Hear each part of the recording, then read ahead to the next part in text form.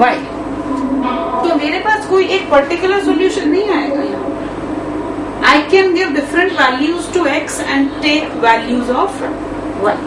If I take first solution could be x 1 है तो y 8 आएगा. अगर x 2 हो जाएगा तो y 4 हो जाएगा. क्या मैं x को 3 वैल्यू दे सकती हूँ? अगर x को 3 वैल्यू दोगे तो y क्या आएगा? 8/3. Is that a natural number? No. So x can't take the value 3. Now next value क्या हो सकती है? 4/2. क्या 5, 6, 7 कुछ भी वैल्यू x को दे सकते हैं? नहीं दे सकते. फिर क्या दे सकते हो? x को 8, y will be 1. आगे चल सकते हैं इससे आगे? नहीं जा सकते, क्योंकि अगर x को 8 से बड़ी वैल्यू दोगे तो y हमेशा ही फ्रैक्शनल वैल्यू बनेगा, नेचुरल कभी बन ही नहीं सकता. So be very very careful. The sign is determinant का साइन है या फिर मैट्रिसेस का साइन है, तो दोनों में आपको केयरफुली देखना पड़ेगा. अगर मैट्रिसेस का साइन है तो सिंपल इक्वालिटी ऑफ मैट्रिसेस से y 2x 4 बन जाएगा. लेकिन अगर डिटर्मिनेंट है तो values of determinants are to be equated. Be careful about it. 1 mark में इस तरह का क्वेश्चन हमारे पास एक्सपेक्टेड रहता है. ठीक है जी. Now next is very very important part that we are going to do, and that is properties of determinants.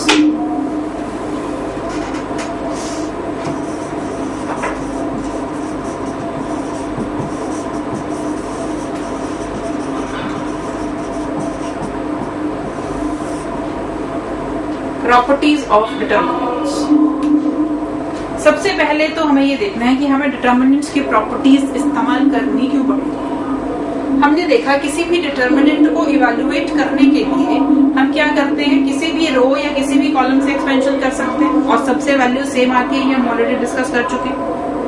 करते क्या हो? Element into cofactor, element into cofactor, element into cofactor.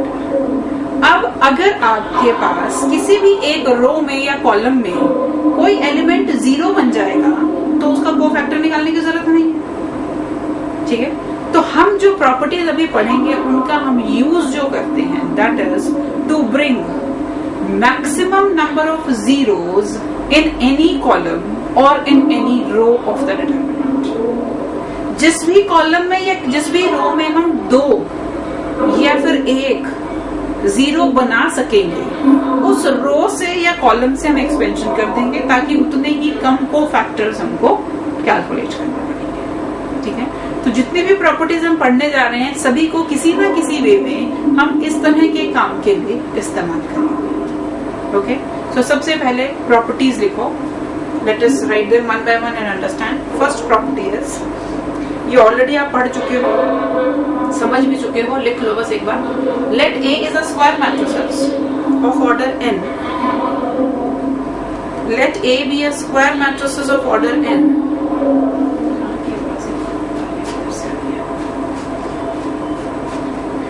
Then the sum of the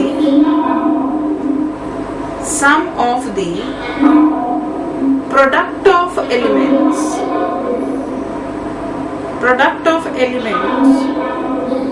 of any row or column,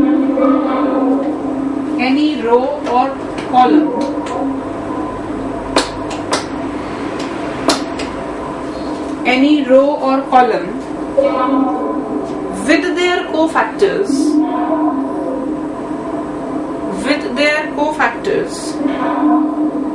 is always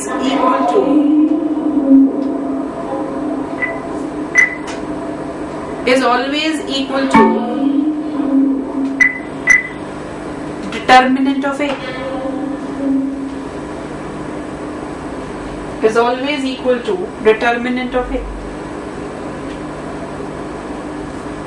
क्या repeat करती हूँ मैं. If A is a square matrices of order n, then the sum of the product of elements of any row or column with their cofactor is equal to determinant of A. कर चुके हैं हम ये property. किसी भी रो या किसी भी कॉलम के एलिमेंट्स उठाओ, उनको उनके कोफैक्टर्स से मल्टीप्लाई करो और सब चीजों को ऐड कर दो तो क्या मिलता है? डिटर्मिनेंट मिलता है. सेकंड प्रॉपर्टी लिखो. Let A be a square matrices of order n. Let A be the square matrices of order n. Then the sum of product of elements of any row or column.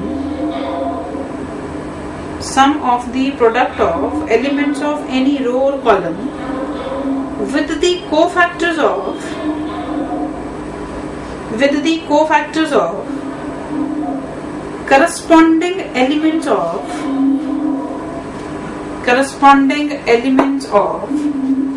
some other row or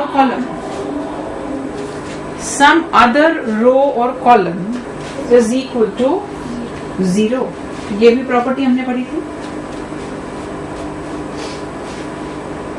A is a square matrices of order n, then the sum of the product of elements of any row or column with the cofactors of the corresponding elements of some other row or column is equal to 0. मतलब element किसी और रो के हैं और cofactors किसी दूसरी रो के लेकर के अगर आप मल्टीप्लिकेशन करोगे तो आंसर हमेशा 0 रहेगा. नेक्स्ट प्रॉपर्टी लिखो. बी तो next property is let A is a square matrices of order n. Let A is a square matrices of order n. Then determinant of A is same as determinant of A transpose. Determinant of A is same as determinant of A transpose. इसका मतलब आपको A का determinant निकालना है या फिर उसके transpose का डिटरमिनेंट निकालना है. दोनों में कोई डिफरेंस नहीं है. इसका निकालोगे तो इसका मिल जाएगा, इसका निकालोगे तो इसका मिल जाएगा. इस प्रॉपर्टी को हम एक और तरह से भी बोल सकते हैं. Can I say the value of determinant remain same if rows and columns are interchanged. क्योंकि ट्रांसपोज लेने के लिए क्या करते हो, रोज और कॉलम्स को इंटरचेंज करते हो. तो हमने क्या बोला, the value of determinant remains same if rows and columns of a matrices are interchanged. ठीक है, समझ में आती है ये बात. क्योंकि किसी भी रो या किसी भी कॉलम से जब आप एक्सपेंशन कर रहे थे तो डिटरमिनेंट की वैल्यू सेम रहती है. अब आपने रो की कॉलम बना दिया. सपोज मेरे पास है A11, A12, A13, A21, A22, A23, A31, A32, A33. मैं इस रो से एक्सपेंशन करूं या फिर ट्रांसपोज लेकर के पहले कॉलम से एक्सपेंशन कर दूं, बात तो वही रहनी है. So on interchanging the rows and columns, the value of determinant does not change, or determinant of A is same as determinant of A transpose. Next देखो. If any two rows or columns, if any two rows or two columns of a determinant are interchanged,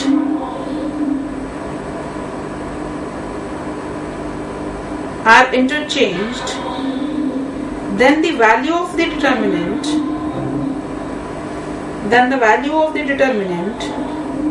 changes by minus sign only.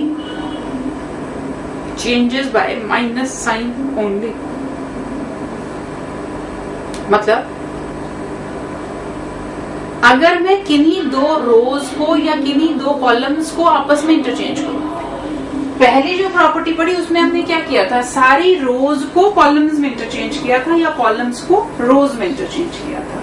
वहां पर value of determinant पे कोई फर्क नहीं आ रहा था. लेकिन अब मैं क्या कर रही हूं, सपोज मेरे पास ये डिटरमिनेंट है,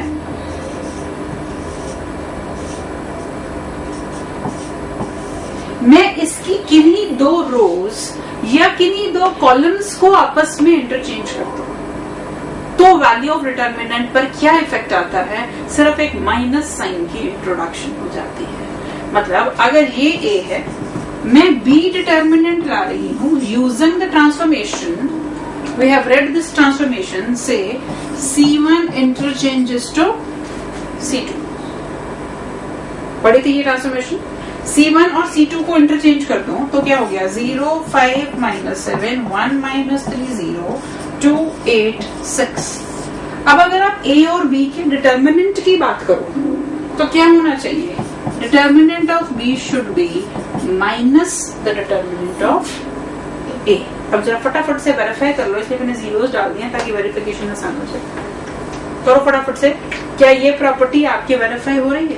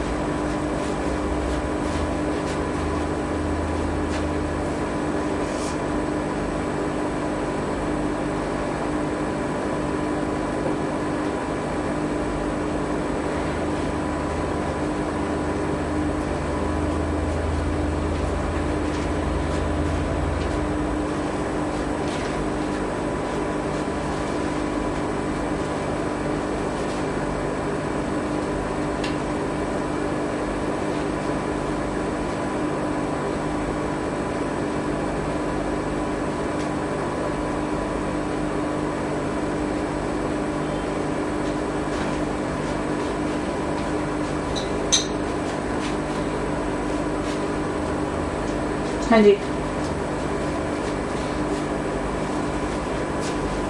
डिटर्मिनेंट ऑफ ए कितना आ रहा है?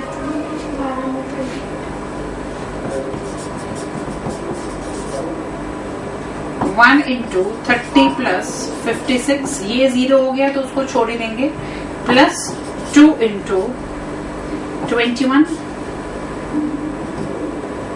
6 86 प्लस 42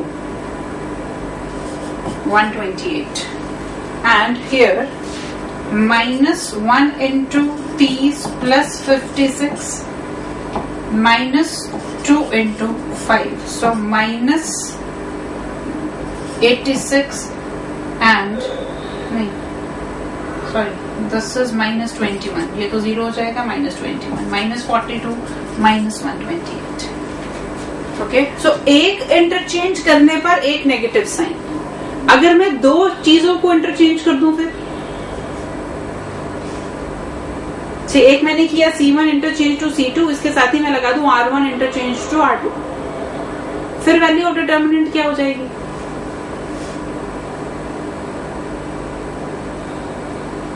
बच्चों, एक इंटरचेंज लगाने पर एक नेगेटिव साइन आ गया।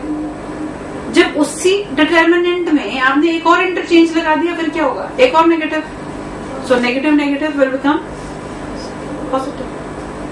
तो अगर आप ऑड नंबर ऑफ इंटरचेंजेस लगाएंगे तो साइन में चेंज आएगा, लेकिन अगर आप even number of interchanges apply करोगे तो डिटर्मिनेंट की वैल्यू सेम रहेगी, उसमें कोई भी फर्क नहीं पड़ेगा, क्योंकि एक इंटरचेंज से एक नेगेटिव साइन इंट्रोड्यूस हो रहा है।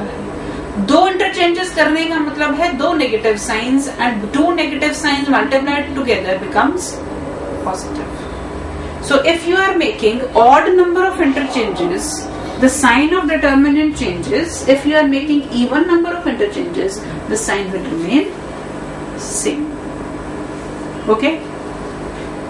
Now write down the next property. If any two rows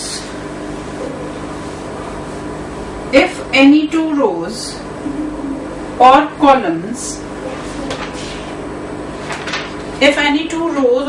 of a determinant are identical,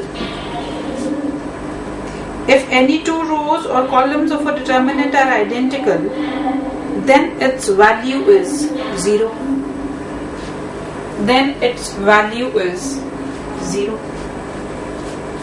Say मेरे पास है 1 2 3 0 6 minus 5 1 2 3.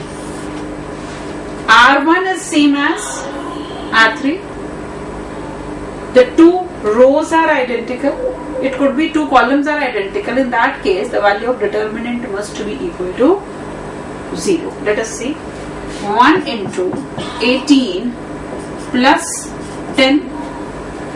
Now, should I expand it from row 1 or from column 1? Column 1, क्योंकि column 1 में एक 0 already है मेरे पास, तो एक्सपेंशन मैं किससे कर दूं? कॉलम से कर दूं। कॉलम से करने पर भी ये एलिमेंट में तो कोई चेंज नहीं, 1 के लिए जो माइनर कोफैक्टर बनना है वो यही बनना है।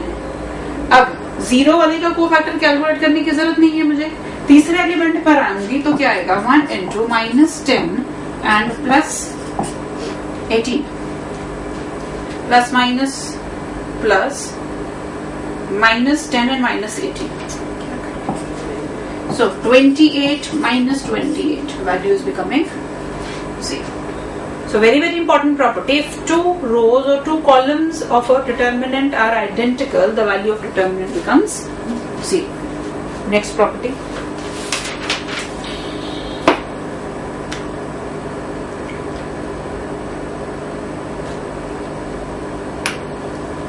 If each element of a row or a column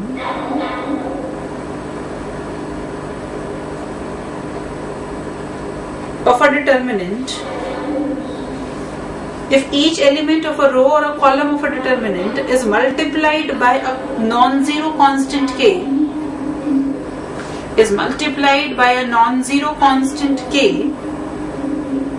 then the value of the new determinant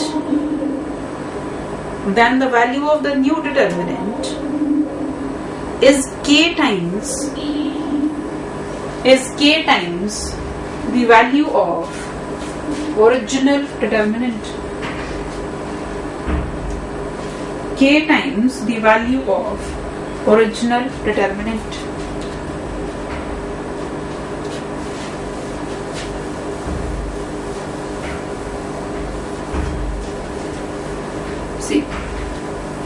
समझ में आया बोला क्या मैंने?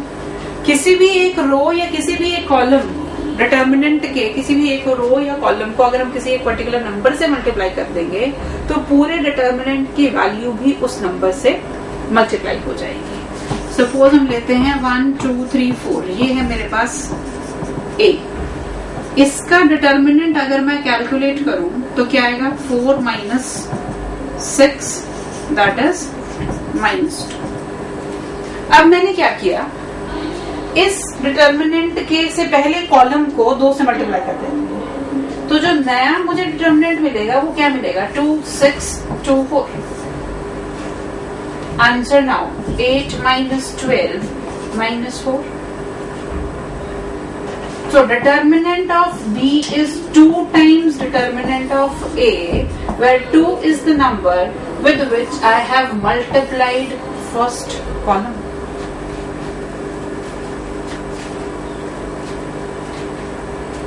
समझ में आ रही है बात? अब मुझे एक बात बताओ, ध्यान से सोच के बुद्धि लगा के बताना। अगर मेरे पास एक मैट्रिसेस है, square matrices of order n, I have a square matrices of order n and this matrices is multiplied by a scalar k, then what will be the effect on determinant?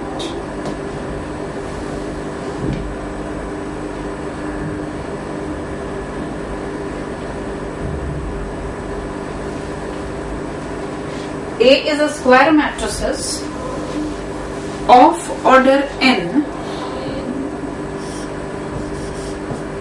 then you have to tell me the relation between determinant of k into A and determinant of A, where k is a scalar with which I have multiplied the whole matrices.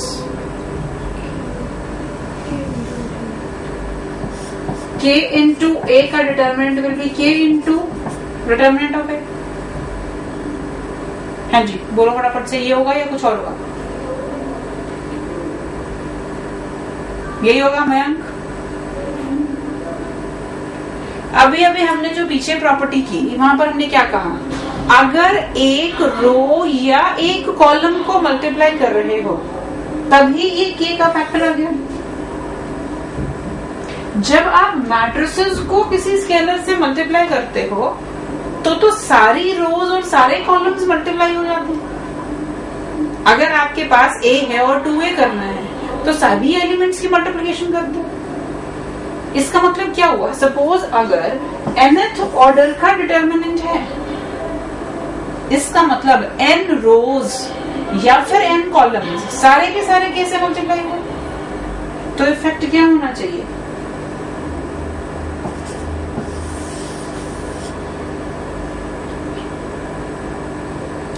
So this is important.